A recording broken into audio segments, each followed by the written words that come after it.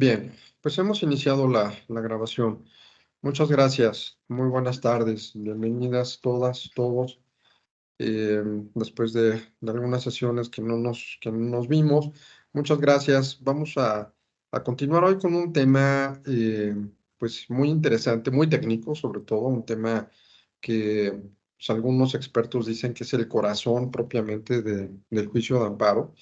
Y bueno, pues seguramente hemos tenido la oportunidad de revisar algunos textos en nuestras carreras, posgrados y demás, pues de lo teórico, de la ley, inclusive la ley de amparo, y quizá con cierta familiaridad en algunos casos en la práctica procesal. Sin embargo, créanme que siempre es bueno acercarnos a la gente con experiencia. Por ahí decían que el maestro no es el que sabe más, sino el que ha recorrido más camino. Y en este caso me da muchísimo gusto contar con la asistencia de un gran académico, un gran jurista, el doctor Eduardo David Menier, que nos hace el honor de acompañarnos en esta sesión.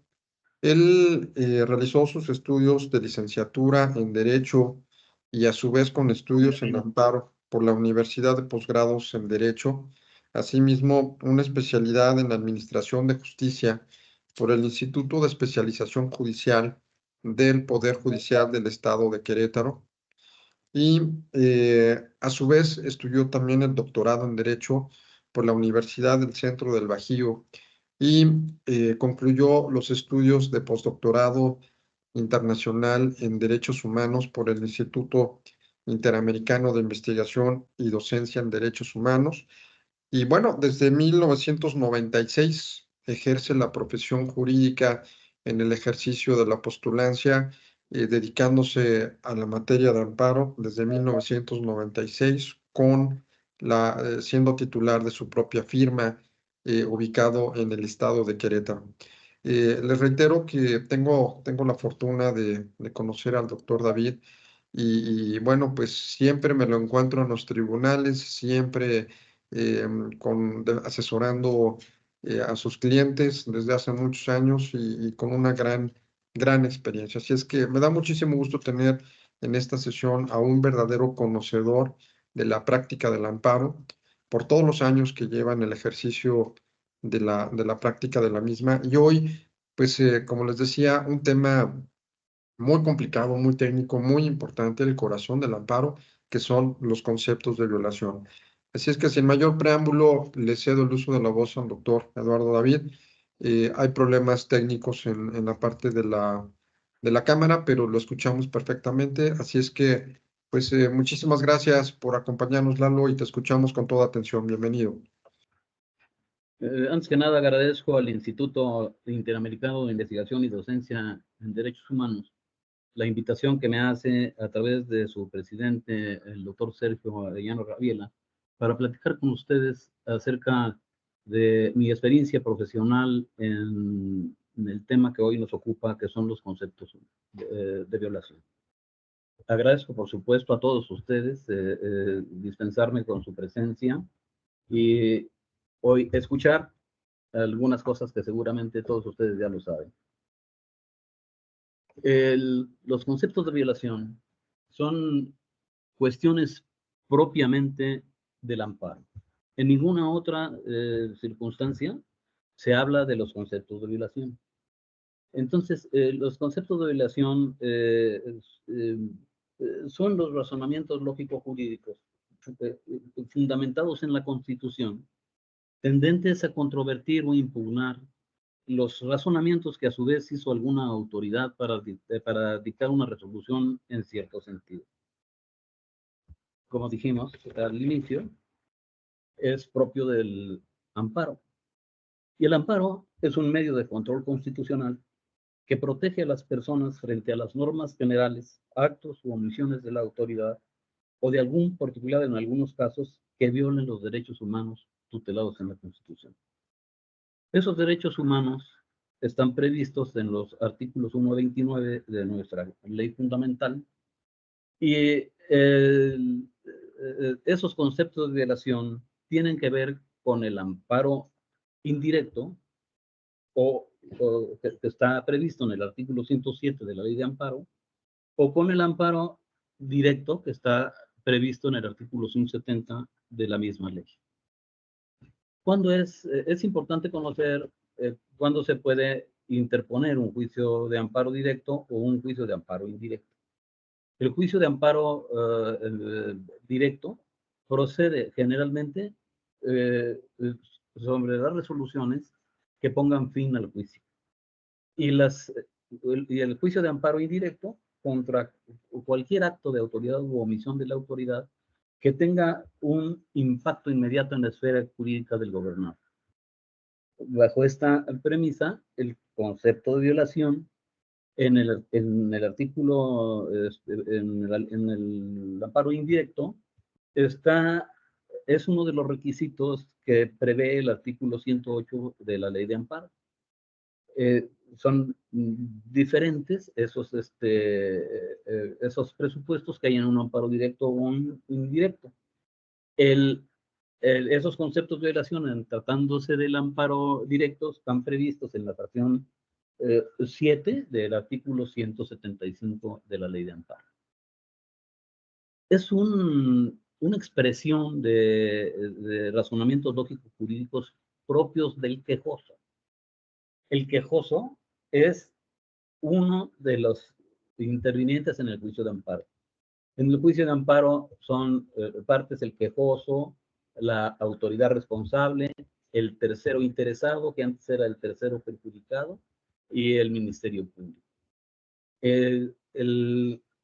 Esos conceptos de violación solamente los puede expresar el quejoso. ¿Y quién es el quejoso? Pues es el que resiente una violación en sus derechos efectuada por la autoridad responsable. La autoridad responsable puede ser, pues, tratándose de litigio, que es lo que yo manejo, pues puede ser el juez de primera instancia o la sala civil o familiar que resuelva en determinado sentido alguna cuestión jurídica.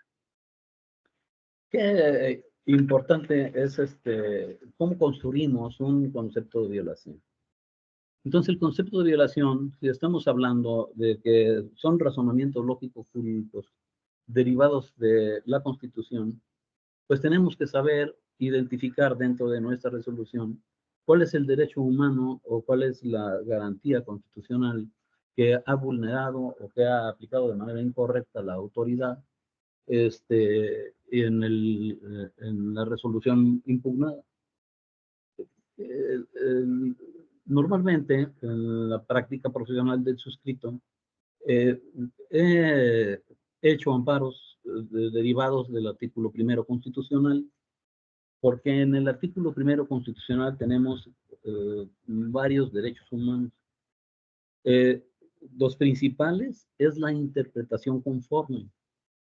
El derecho, el principio pro persona y el deber de las autoridades de respetar, proteger y garantizar los derechos humanos, tomando en consideración los principios de universalidad, interdependencia, indivisibilidad y progresividad.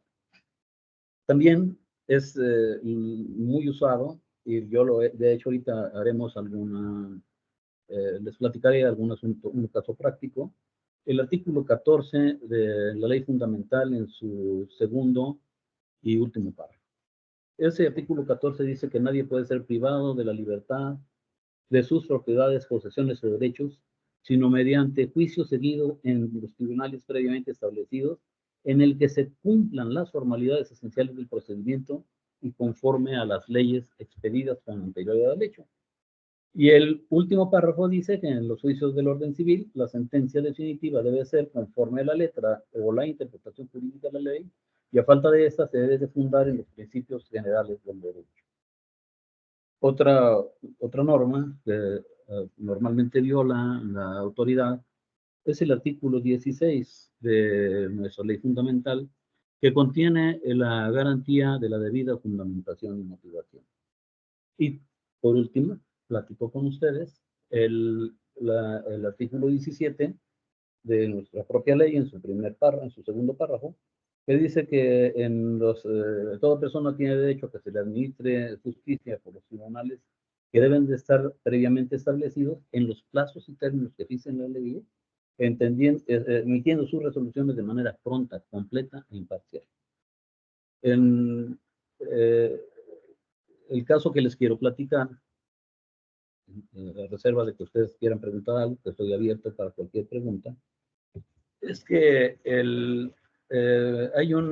defiendo a un demandado, le demanda a un banco el cumplimiento de un contrato crédito PYME, y cuando yo platico con el cliente, me dice el cliente, resulta, licenciado, efectivamente debo ese dinero y que yo ya no quiero seguir entorpeciendo el procedimiento porque lo que voy a ocasionar es que me cobren más intereses mortales.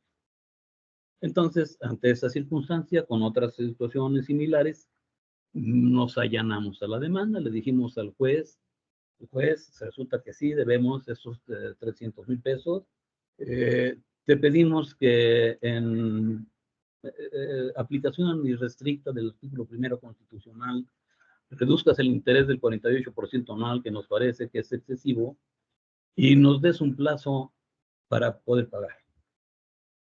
El juez abrió el juicio a pruebas de manera incorrecta. Estuvimos en las pruebas, nadie había ofrecido pruebas, por supuesto, ni la parte actora ni el demandado. Se levantaron las constancias respectivas y finalmente, 15 días o 20 días después, dictó la resolución el juez. El juez dicta la resolución, nos condena, por supuesto, a pagar los 300,000 pesos, hace caso omiso de la oferta, de la propuesta nuestra de que nos diese un plazo para pagar el crédito y nos redujera el interés moratorio. El juez dice en su fundamento de la sentencia que el banco, su fin primordial es el lucro y que está buscando en ese fin obtener las máximas ganancias. Y como está ese es su fin, entonces en el caso sí puede cobrar el interés que quiera. Entonces, ante esa circunstancia,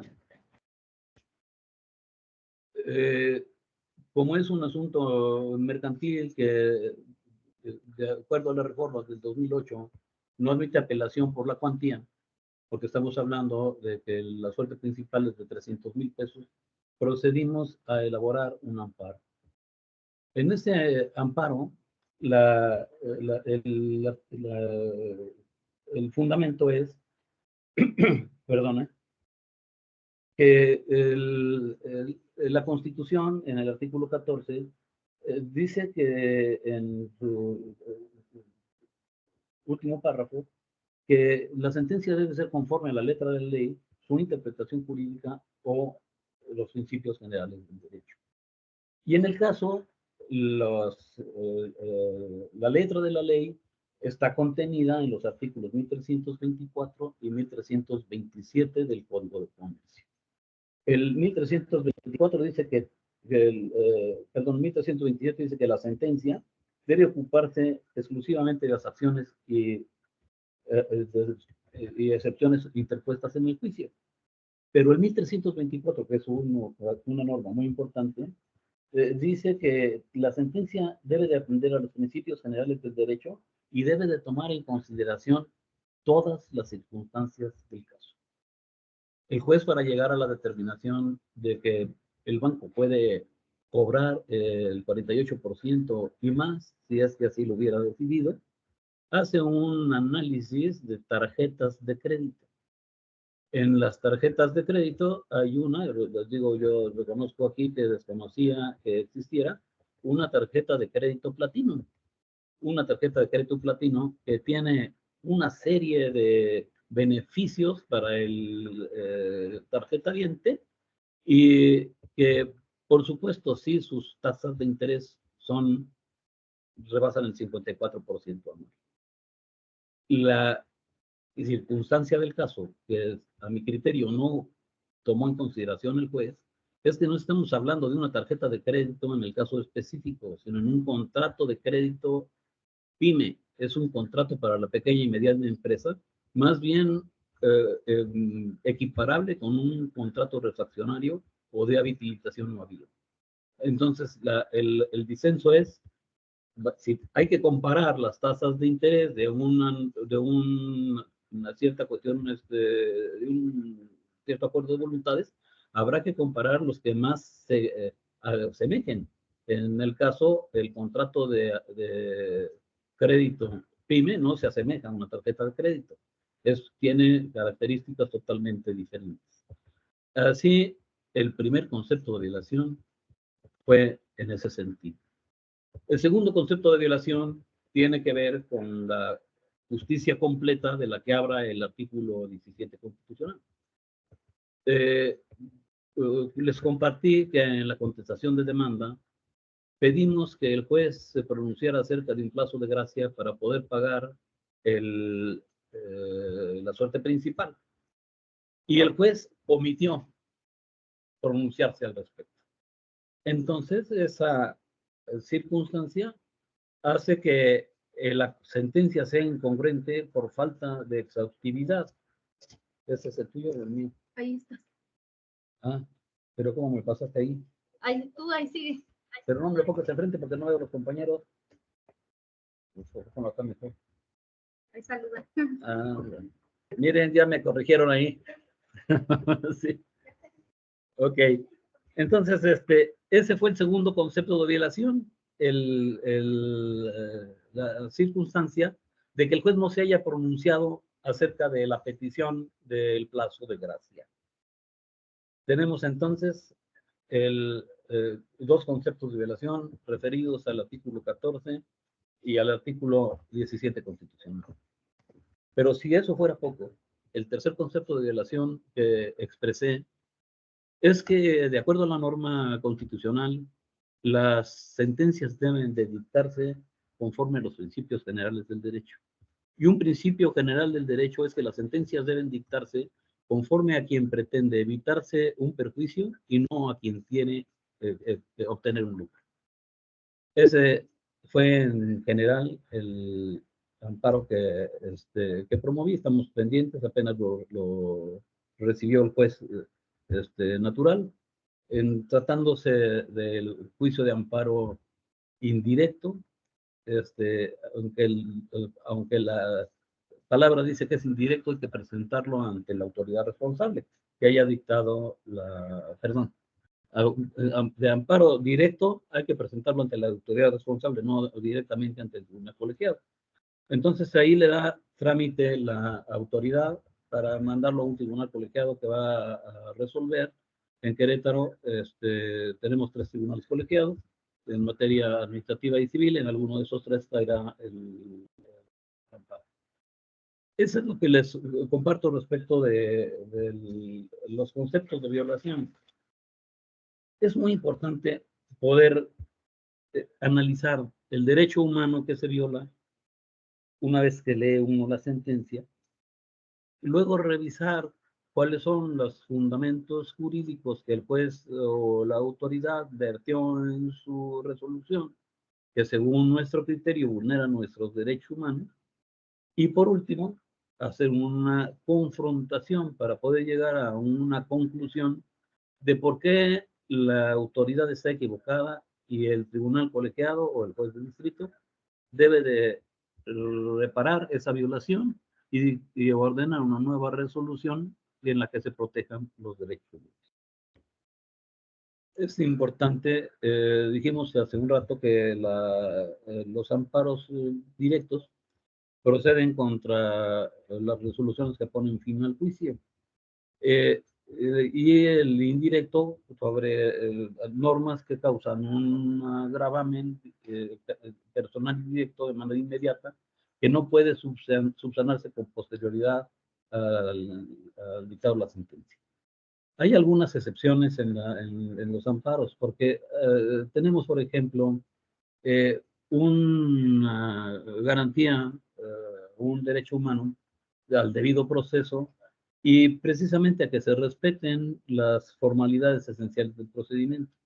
Hay algunos casos donde algunas personas, me ha tocado también, resienten una sentencia condenatoria para pagar el crédito hipotecario, para desocupar, para eh, cuando ha sido procedente, por ejemplo, una acción reivindicatoria, y no fueron debidamente llamados a juicio.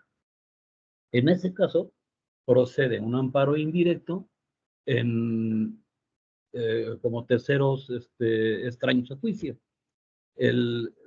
La violación es la falta de fundamentación y motivación y no haber seguido las formalidades esenciales del procedimiento, entre ellas el emplazamiento, que es algo de orden público y que es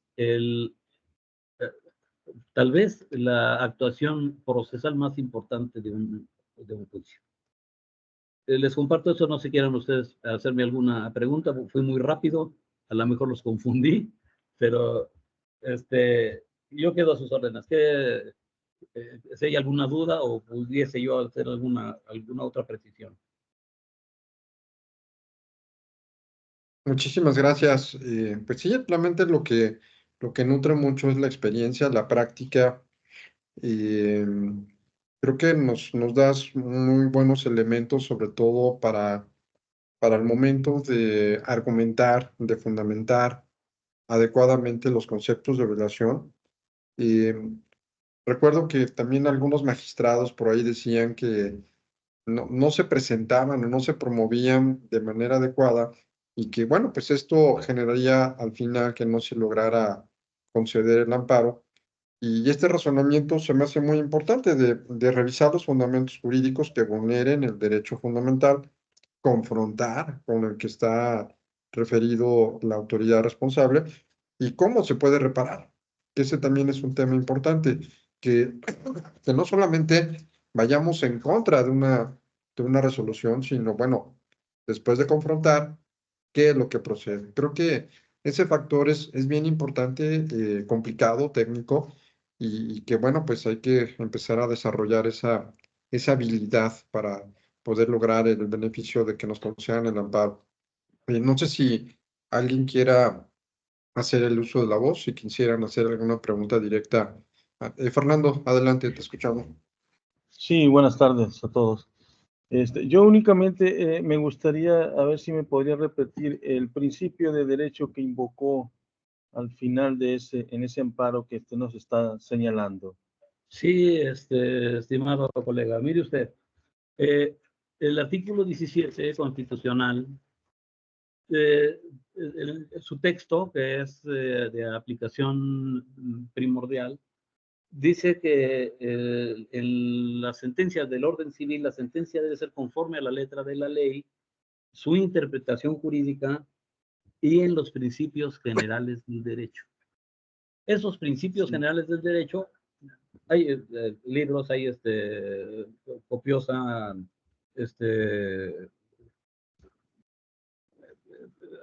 información al respecto.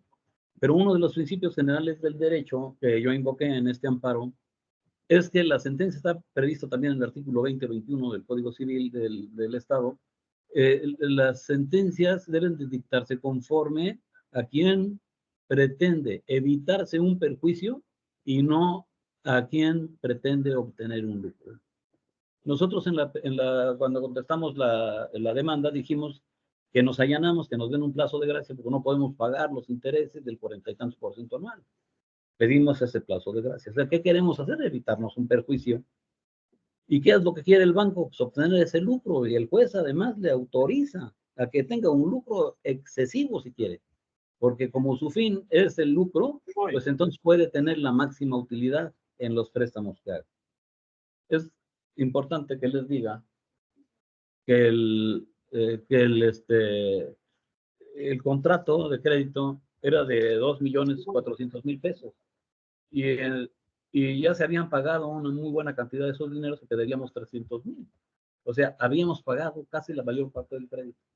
Y de cualquier manera, pues no le interesó el punto jurídico, ¿no? Entonces, vi Di este ejemplo porque es el último que tengo. Estoy por hacer algún otro amparo de otras violaciones. Por ejemplo, ahora ahí tengo un juicio oral mercantil en Ciudad de México. Defendimos a una empresa queretana contra la Pepsi-Cola. Ganamos el juicio oral en el sentido de que nos están pidiendo el cumplimiento de un contrato y el actor no prueba haber cumplido con las obligaciones de su cargo. Entonces, como hay obligaciones recíprocas, pues es necesario que acredite que ha cumplido con sus obligaciones para poder pedir el cumplimiento de la contraparte. Ofrecimos en el contencioso varias pruebas, entre ellas correos electrónicos, donde se pidió el producto, donde se solicitó se repararan algunos refrigeradores, la prueba confesional, la prueba del reconocimiento de ciertas empresas, tiendas de convivencia, y el juez nos da la razón. Y entonces dicta una resolución, pero en la audiencia preliminar, el juez nos impone los acuerdos probatorios.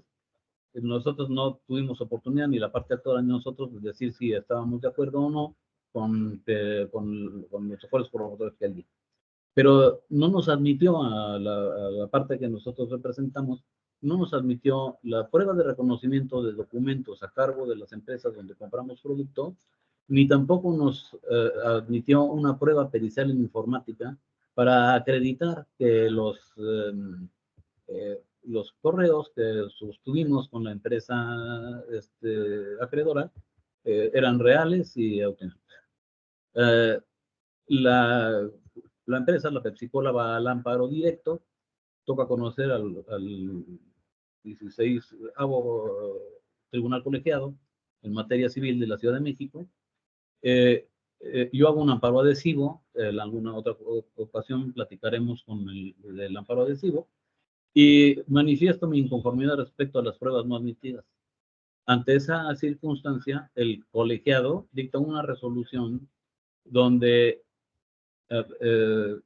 ampara y protege al tercero interesado, en este caso, por las violaciones al procedimiento, en el capítulo respectivo que se abrió en el amparo directo, y ordenan reponer el procedimiento para efectos de desahogar esas probanzas.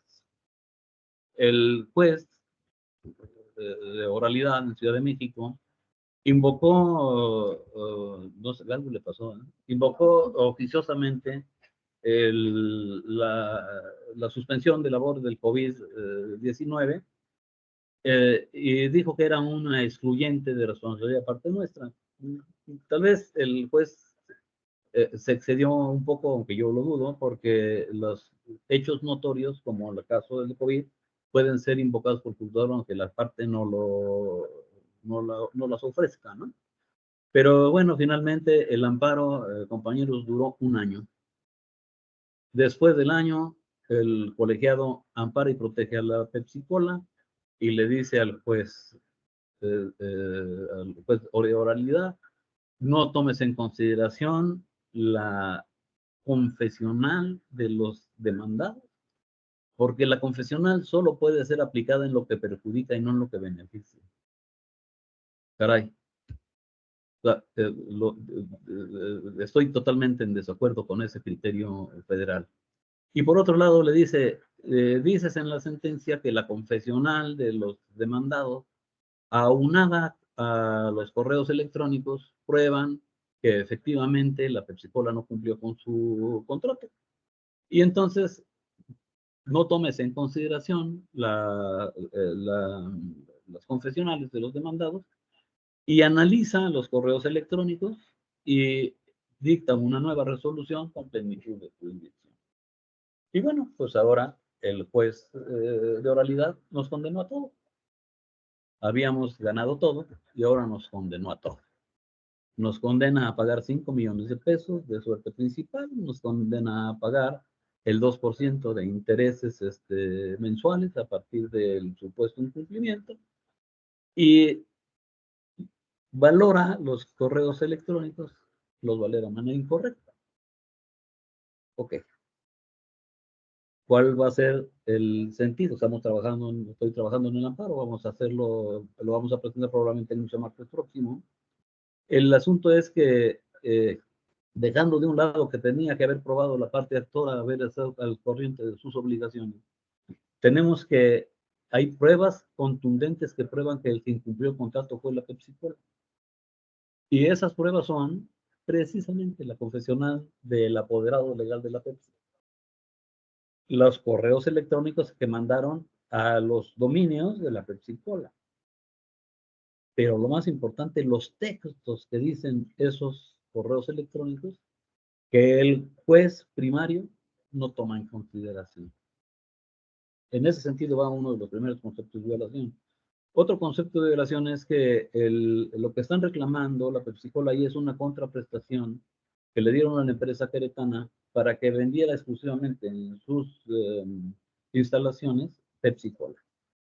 Y como no surtieron, la Pepsi-Cola, pues ellos compraron Coca-Cola porque se dedican a los alimentos y pues no puedes vender alimentos si no tienes con qué se lo pasen, ¿verdad?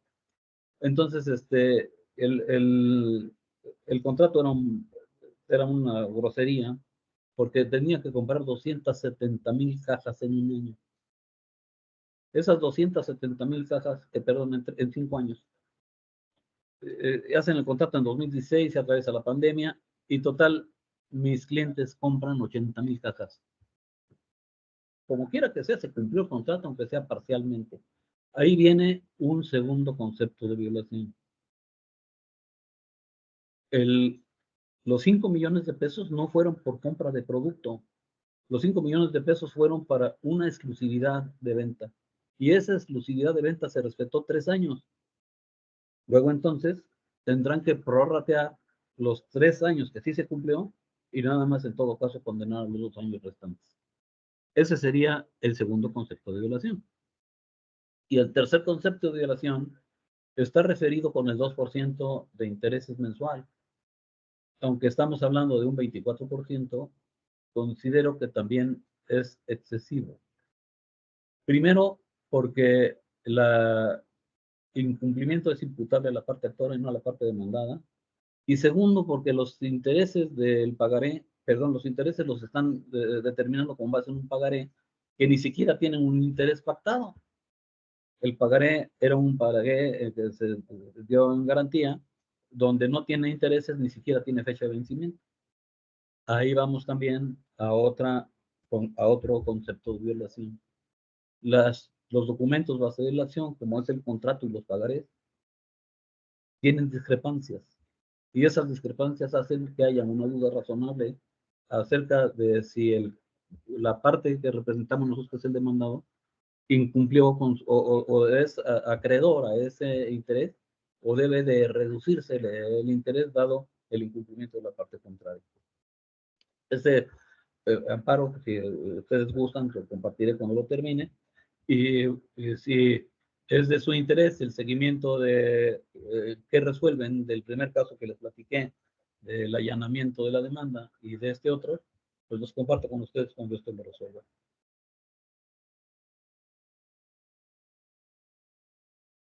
Muchísimas gracias. No, al No sé si hay contrario.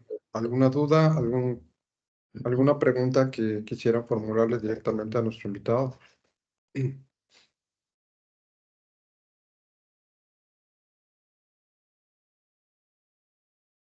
Realmente yo creo que es un tema, como se mencionaba al principio, un tema muy técnico, un tema que se requiere mucha estrategia sobre todo, y quizá una inquietud con la experiencia de tantos años que tienes de esta práctica de pues tener muy a la mano todos los tips o las sugerencias para promover las demandas de amparo. ¿Cuál pudiera ser en tu experiencia lo que debemos de cuidar nosotros al momento de promover los conceptos de violación? O sea, ¿qué cuidados, qué precauciones, qué recomendarías al momento de empezar a redactar los conceptos de violación? En tu experiencia, ¿qué es lo más delicado, lo que debemos de tener más atención? Sí, hay que aprender a leer las sentencias. Yo creo que todos nosotros como abogados sabemos leer las sentencias. Había con anterioridad una parte que se llamaba el resultando, que ahora se llaman los antecedentes del asunto. Luego viene la parte considerativa, que antes eran los considerandos, hoy son los razonamientos y fundamentos de la decisión. Y por último vienen los resolutivos, que esos siguen siendo iguales. Resolutivos, que es un concentrado de los considerandos o de las razones y fundamentos de la decisión. Es importante saber qué es lo que dijo la autoridad en su resolución. ¿Por qué la autoridad le da la razón al contrario y no a nosotros, la parte que representamos?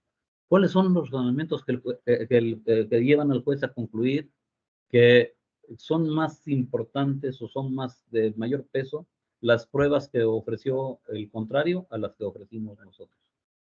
Es importante revisar cómo analizó el juez esas pruebas, porque es normal, ¿eh? Yo tengo ya muchos años litigando, he hecho más de 700 amparos, siempre se equivocan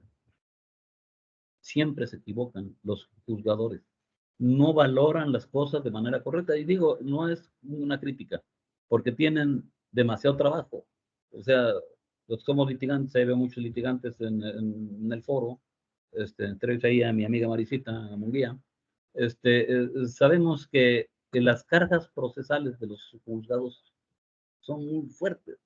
Yo llevo en mi despacho 150 asuntos, 150 asuntos que me vuelven loco, se los digo sinceramente.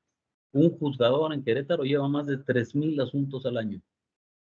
Digo, les digo sinceramente, más firman. Ni cuenta se dan de lo que está pasando en su juzgado. Tampoco los justifico porque pues, ellos deberían de tener un método para que las sentencias no sean incongruentes, ¿no? Otra cuestión que no les platiqué, las voy a platicar rápido, es que en un asunto de índole familiar, yo defiendo a la señora y a la nena, y la nena tenía en aquel entonces 14 o 15 años, cuando yo inicié el juicio de divorcio y de pago de alimentos, y el papá, demandado en ese asunto, pidió que trajeran a la niña a confesar, a hacer una confesional. El juez ordena que la nena vaya a hacer una confesional, teniendo 16 años. Promovió un amparo. Y el juez de distrito ordenó que no se trajera a la nena a la prueba confesional. Pues no estuvo conforme el juez y volvió a repetir el acto reclamado y otra vez la volvió a citar con un apercibimiento. Tuvimos que promover otro amparo. Finalmente, no quiero decir que fue por mi amparo, pero corrieron al juez. Porque, pues digo, oigan, están violando los derechos humanos. El pleito es entre dos adultos que tienen que venir a hacer los niños en este asunto. Vamos a ya por sí, un divorcio es impactante para los niños. Y ahora además tráelos ante un juez y somételos a un interrogatorio. Está de veras fuera de lugar estas cuestiones. Espero haberles compartido mi poca experiencia en el asunto y quedo verdaderamente a sus órdenes, agradecido con el doctor Sergio Arellano por invitarme a esta charla, con todos ustedes por escucharme. Tengo un correo electrónico que se los voy a compartir, aquí es Lalo, diminutivo de Eduardo, DAV, las 3 primeras letras de David, lalodap@hotmail.com. Cualquier duda que ustedes tengan o consulta, opinión que quieran de su servidor, quedo a sus órdenes. Pues muchísimas gracias. Digo, se dice fácil, pero más de 700 amparos, la verdad es que no cualquiera. No cualquiera y sobre todo la experiencia diferente, ¿no? Cada caso habrá tenido su propia problemática, su propia complejidad, pero la experiencia es la que hace realmente al maestro. Podemos acudir, como mencionaba hace un rato, a un libro, leer qué son los conceptos de violación, referirnos desde la historia al maestro Ignacio Burgoa y bueno, adentrarnos a los clásicos de los términos del amparo, pero nunca pondríamos en una equivalencia la experiencia profesional, práctica de los momentos que se han vivido ya en el día a día con los juzgadores, los problemas que debemos nosotros de luchar. Realmente esta es una lucha con argumentos, una lucha que pueda sostener ideas para defender de manera adecuada pues, los derechos humanos, ¿no? Creo que ese es un mensaje que nos quedamos. Muchísimas gracias. Bueno, pues ya tienen por aquí el correo electrónico a lo mejor yo soy muy irrespetuoso, Lalo me habla de usted, pero yo con el cariño que le tengo, siempre le he dicho Lalo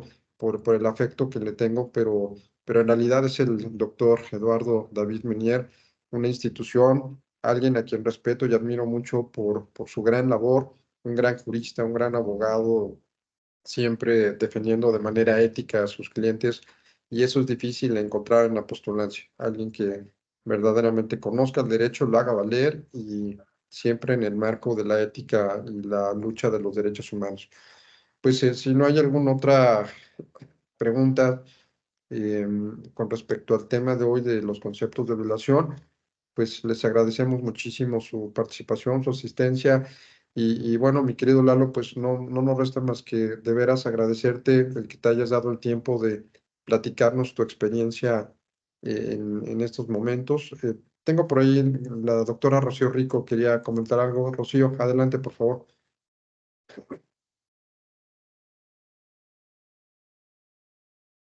Si quieres conectar tu micrófono, Rocío. Perdón, Adelante. buenas tardes. Pues más que todo felicitar al doctor Eduardo. Yo nunca había escuchado tan énfasis como en un argumento tomando los principios generales del derecho, y eso nos ayuda más a visualizar que tenemos más argumentos para poder defender ahora sí los intereses, el menoscabo que hay a las personas por parte de las autoridades. Muchas gracias. Es cuanto. Muchas gracias por tus palabras, Rocío. Un abrazo. Marisa, adelante, por favor. ¿Cómo están? Buenas noches. Pues nada más, usted me quitó las palabras, doctor Arellano, por cuanto al doctor David, una institución, un maravilloso jurista, un honor ser su amiga, pero sobre todo el maestro que es, con esa sencillez, con esa humildad y con ese conocimiento que tiene. Entonces, bravo, doctor David. Felicidades. Muchas gracias, Marisa, por tus palabras. Sí, realmente creo que coincidimos porque la práctica hace al maestro, ¿no? Realmente el maestro es el que ha recorrido más camino y siempre la experiencia, y repito, se dice fácil, más de 700 amparos, pero bueno, no es cualquier cosa, ¿no? Y la argumentación, la estrategia, el impacto de qué dice la autoridad y cómo llevar esa estrategia de defensa siempre en aras de proteger los derechos humanos, pues obviamente los intereses de sus clientes, pero siempre ajustados al marco de la ética y la defensa de los derechos humanos, cosa que pues coincidimos. Muchas gracias, licenciada Munguía. Y bueno, pues que no sea la última vez, Lalo, que pudiéramos seguir platicando contigo. Ya tienen tu correo electrónico. Eres muy gentil, muy amable de que se puedan acercar para hacer alguna consulta, quizá alguna sugerencia. Yo siempre lo busco cuando tengo alguna duda, siempre es mi sensei y le digo, oye, Lalo, ¿qué hago? Ya me orienta con toda su experiencia. No me ha cobrado, ya por ahí me va a pasar la factura.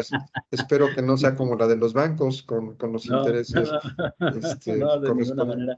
pero Pero verdaderamente yo creo que hay que aprovechar a las personas que saben y honor a quien honor merece. Así es que, pues bueno, Lalo, pues no nos resta más que agradecerte el que hayas estado con nosotros y a todas y a todas que nos hicieron el honor de acompañarnos igualmente. muchísimas gracias a todos por su atención. Quedo a sus órdenes y comparto con ustedes una inquietud. Yo quisiera que el amparo en México no fuese tan técnico, porque no está al alcance de los gobernados. Pobre gente que no tiene para pagar a un abogado que haga un amparo. Quisiera que alguna vez lo platicamos, doctor, que las cosas fueran como en Costa Rica, hay que ir a ponerle ante el Tribunal Constitucional la noticia de la violación del derecho humano para que el Tribunal Constitucional haga todo lo que se tenga que hacer. Aquí, a usted, si no reúne los requisitos que marca el 108-175, le desechan el amparo. Necesita forzosamente un abogado para poder acudir a la justicia constitucional federal. Lastimoso. Pero bueno, es la justicia que tenemos, ahora tenemos que acostumbrarnos a hacerlo. Muchísimas gracias a todos por su atención y ojalá nos veamos pronto. Pues muchas gracias, Lalo. Y efectivamente hay que hacer conciencia en eso. La justicia no es para todos. No todo el mundo tiene el acceso al amparo y a una defensa adecuada. De hecho, antes de cerrar, quiero comentarles que estamos trabajando en un proyecto que bueno, nos da tristeza, pero que a su vez es un compromiso social que tenemos como organismo defensor de derechos humanos. Hay una gran deuda por parte del Estado cuando se ha llevado a cabo a través de la Defensoría Pública casos en los cuales muchas personas están privadas injustamente de su libertad por no haber tenido adecuadamente una defensa que el Estado tiene obligación de brindar cuando no se cuenta con los medios para pagar un defensor privado y que pues ahí entra la responsabilidad del Estado porque finalmente si no les da los recursos, la capacitación, todos los elementos a los defensores de oficio, sin denostar su actividad, harán su gran esfuerzo, pero no al 100, porque están sobresaturados, como el caso de los juzgadores, y obviamente no le van a dedicar el tiempo que se requiere como un defensor privado, donde le puede dedicar horas y donde puede ver hasta con lupa. Decía Juan Velázquez que él revisó un asunto de 10,000 páginas y lo ganó por una sola palabra. 10,000 páginas. Le dio todo el sentido una sola palabra de un expediente de 10,000 páginas. Nunca se me olvidó, porque decía Lalo hace un momento, no sabemos leer las sentencias, no sabemos irnos al fondo del asunto, no sabemos abstraer las ideas fundamentales, por dónde controvertir, por dónde atacar jurídicamente esos argumentos y dar nuevos lineamientos de defensa. No sabemos utilizar mucho esa estrategia y verdaderamente es un compromiso que debemos de hacer todos los que tenemos la loable labor de la defensa de los derechos humanos, ya sea por la vía jurisdiccional o por los mecanismos correspondientes de defensa no jurisdiccional, etcétera, pero sí, es una gran labor la que tenemos que hacer y bueno, pues vamos a tener que accionar en una demanda de responsabilidad civil ante los daños que ha generado el Estado por toda esa gente que no debe de estar privada de su libertad y que lleva años compurgando una sentencia que no merecían por no tener la defensa adecuada por parte del Estado. Entonces, trabajemos juntos en este esquema, creo que hay que hacer eco la academia, los investigadores, los postulantes, para que efectivamente el juicio de amparo sea un mecanismo real de protección para todos y para todos, que no sea nada más para los ricos, que no sea nada más para los que tienen el poder de acceder a la justicia con defensores privados. Bueno, pues está ahí la reflexión, el análisis y pues muchísimas gracias nuevamente por habernos acompañado. Nos vemos la siguiente semana y pues mi querido Lalo, un fuerte abrazo y muchísimas Muchas gracias gracias a todos. Abrazo a todos con cariño. Que estén muy bien. Muy buenas noches, gracias. Buenas noches, hasta luego.